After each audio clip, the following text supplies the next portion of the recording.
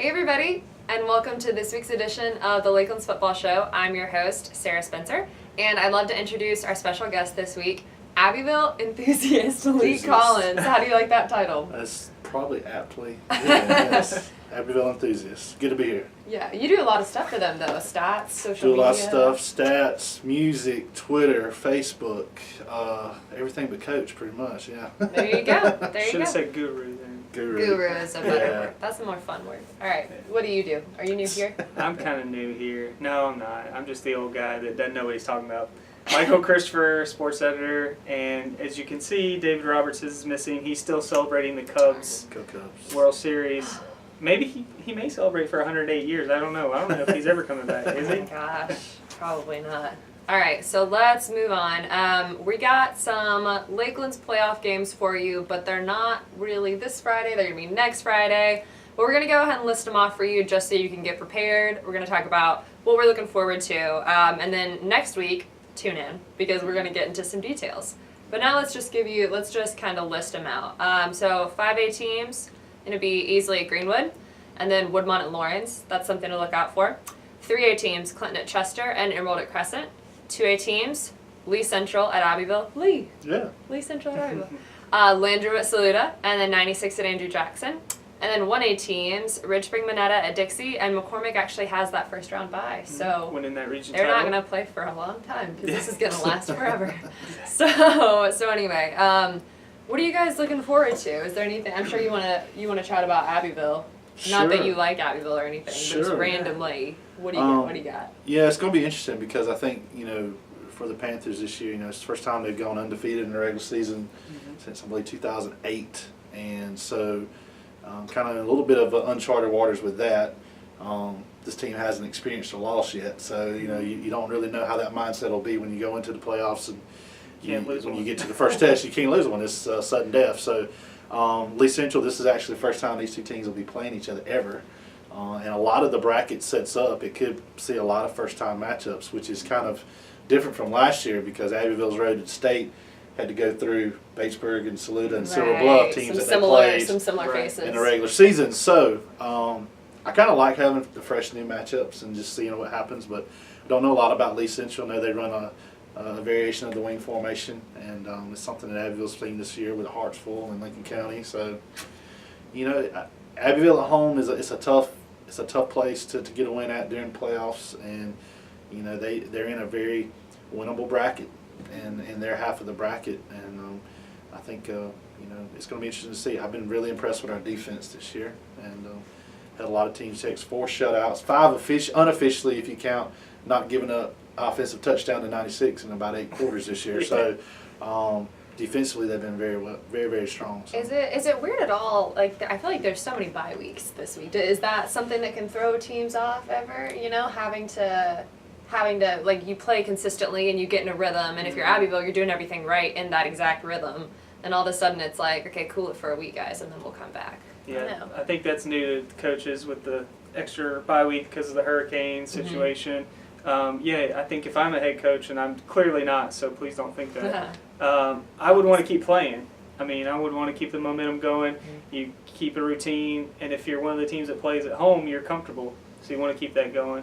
We'll see how that plays out for some teams. Let's see, we've got Greenwood. What are you looking forward to? Anything on there jump out to you? Well, we got Greenwood, Lawrence, and Abbeville, Saluda, and Dixie at home. Out of those, I'm looking forward to Ridge Spring Minetta at Dixie. I feel like that's a good matchup for both teams. I think with the playoffs on the line, that Dixie at home, that's a new experience for them. They haven't been to the playoffs in a while, so I think they had that one atmosphere. Win last year, right? Yeah, 1 win last year. So Coach Lawless did a great job. So that's brand new for them. Good grief. So I'm new. I've only been here imagine going up against the entire town of Dixie. That's pretty much what Ridge Spring Minetta is going to be up against. I feel like some of these smaller towns, that's exactly what it's like. Like, I was at Dixie. I was at the gym the other day for the playoff volleyball game, which they ended up losing. But I was like, wow. This is all of Due West. Exactly. In this one gym right here. And they're one of those teams that has probably benefited from the buys because of not having the number on the rosters like some of the bigger schools, bigger classifications. Sure. So, they've been banged up, especially the second half of the year. So I'm sure that they have definitely benefited from having some time off. And I promise you, they will get behind the Hornets over there in Due West for that Absolutely. game. Yep. Personally, I'm looking forward to Landrum at Saluda. Saluda in the last 5 games has been averaging 54 points per game. So that's some offense. Obviously led by Malik Brooks, but then you have Tyrell Abney, who like was at quarterback, but now is like this really cool hybrid, like wide receiver, return man, and he's really explosive. And then you've got Noah Bell, who's really coming along at quarterback as a freshman. And obviously Abbeville and Saluda might end up meeting again. Yeah, the roads for both those teams really set up very nicely. I think maybe if you look at it on paper, how things could play out, Abbeville probably would have maybe the tougher task of the two, because there's a chance they'd have to go on the road third round, maybe to Sherrall, where Saluda's going to be home all the way through, except the Upper State Championship. But if you ask Abbeville people, you would much rather go on the road early and be able to host the Upper State Championship than having to go on the road for Upper State Championship. Right. So I definitely think, I've said all year long that I thought that these two teams are going to meet again for the Upper State Championship. It was amazing atmosphere in Abbeville last year when they met, because they played twice last year, but that was one of the biggest crowds Abbeville's ever had, and we've had a bunch of them over there. Sure. And when you get two teams in the Lakelands, Lakelands football that's why it's so loved and respected by so many people. You get all these other fan bases coming in, because you'll be narrowed down the field as you get closer to it. So you definitely don't want to look ahead, but I can tell you that game will be awesome either way we get there to it. It's going to be awesome. So. All right, let's move on. So other games to pick in the 2A region, since that's one we're all pretty familiar with, since we don't have time next week, because next week we're going to be busy picking all those things we just listed.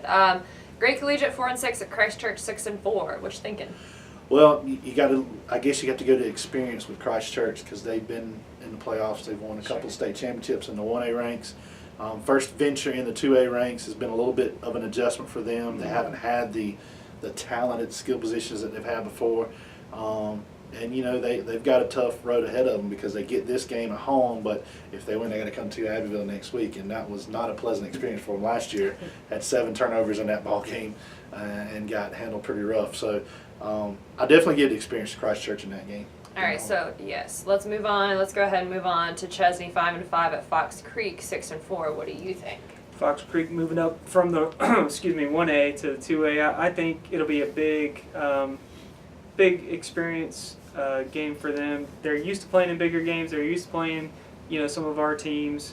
Like Saluda. Yeah, exactly. Lost to Saluda 52-21 2 weeks ago, but that game was 14-14 after like 2 minutes. That was fast. So they play fast. We'll see. And Chesney's going to give them a fight. Yeah. At home, we'll see what happens. I think Fox Creek has the edge. Anytime you're at home, open the playoffs, get a little bit of an edge. All right. Well, guys, good job. Thanks for being here, Lee. Thanks for having me. I enjoyed it. Yes, and obviously check back in next Friday when playoffs start, and we will keep you posted on how everything is going. If you have questions or comments, leave them below. Reach out. We love that, and we will see you guys next week. Thanks for joining us.